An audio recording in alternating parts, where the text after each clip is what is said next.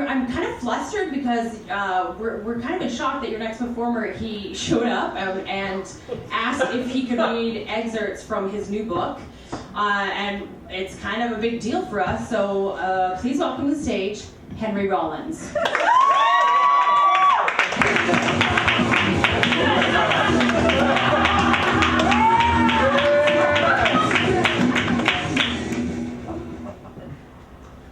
You guys serve candy to adults here? Yeah. It's cute. I don't put shit like that in my body.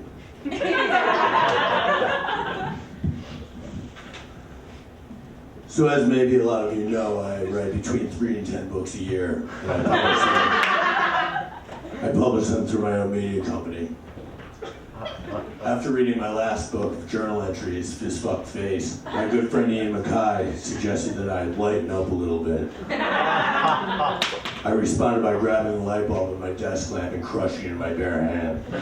I think I really bummed him out because he just scowled at me and left without saying a word. Later, as I was picking the glass out of my hand, I started thinking about what he said, and I had to admit to myself that my writing does go to a really dark place sometimes. I have a lot of respect for Ian, and I'm never one to turn down a challenge. So I decided with my next book I'd write something that's a little bit out of my comfort zone. And I'm here to read some excerpts from that to you tonight. It's called Cold Oatmeal and Razor Blades, 101 Wacky Jokes for Kids.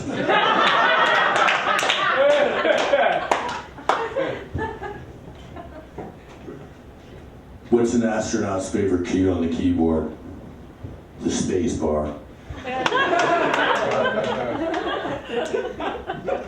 What did one elevator say to the other one? What? I think I'm coming down to something. Why did the chicken cross the playground? Why? You don't have to do that. Why did the chicken cross the playground? To get to the other slide. Why are frogs so happy? Because they eat what's ever bugging them.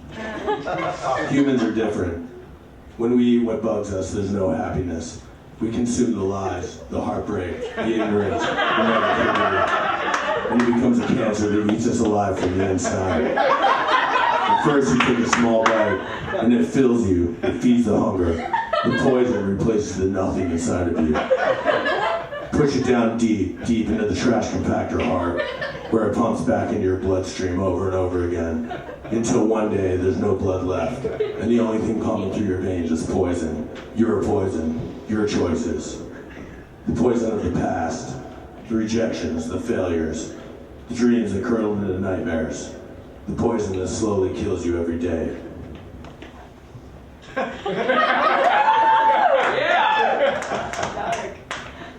What did the duck say after he went shopping? Put it on my bill.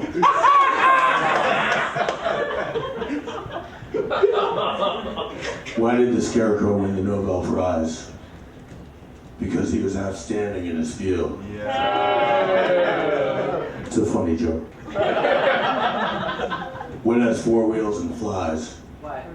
A garbage truck.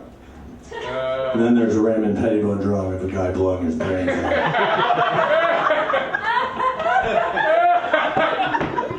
If you had 5 apples in one hand and 5 oranges in the other hand, what would you have? Very large hands. Sometimes it seems the harder you try to hold on to something, the more it wants to get away. You feel like some kind of criminal for having felt, for having wanted to be wanted. It confuses you because you think that your feelings were wrong, and it makes you feel so small because it's so hard to keep it inside. When you let it out and it doesn't come back, you're left so alone that you can't explain. I must keep myself going until I find a reason to live. I need one so bad. On the other hand, maybe I don't. Most of the things I believe turned out to be false. Appendages from someone else's life. Darkness and despair that could break bones. Paranoia and horror that could stop the heart cold. All inflicted on oneself by oneself. I'm a fake suicide man. I'm a fake suicide man. There's also some knock-knock jokes.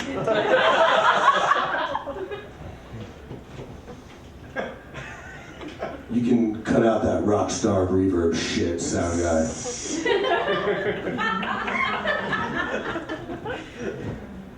Knock, knock. Nana. None of your business. Knock, knock. Little old lady. I didn't know you could yodel. Knock, knock. It was the pigs again. We got maybe halfway through the set before they stormed in and shut down the show. This has become a regular occurrence at Black Flag shows. It's getting to the point where it's almost like a joke, placing bets on when the cops will show up to ruin everyone's night. During the set, some glue-damaged skinhead threw a cup of piss at Chuck and he flipped out. I'd never seen him like that before, pacing around, screaming and slobbering, out of his mind. I don't blame him. We launched into the song Life of Pain, and the same fat skinhead got on stage and hurled himself towards Greg. I grabbed the guy by the collar of his leather jacket and punched him in the face until I felt his nose crush under my fist. It felt good watching that tough guy run away crying with blood gushing out of the new hole in his face. After the show, Greg came up to me and said he was getting sick of my macho bullshit. Okay, man, next time I'll let the guy tackle you and see how you like it. Greg is the hardest working man I've ever met, but sometimes I don't think he realizes how much the rest of us put up with too. He just stays in this cloud of marijuana smoke and bums out on everyone. It doesn't even seem like he gets enjoyment from anything. It's sad when someone you know becomes someone you knew. I just reached down to massage the hand I used to pummel that skinhead earlier, and I realized that one of his teeth is lodged halfway into my knuckle. I guess I hit him pretty hard. Maybe he'll think twice next time he wants to throw a cup of piss on somebody.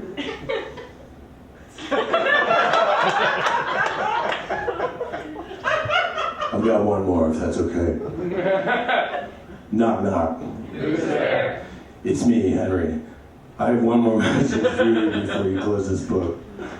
Sometimes being very bright is a curse. You see through things. You must learn to concentrate on that which is positive. Hang in there, kid. Thank you.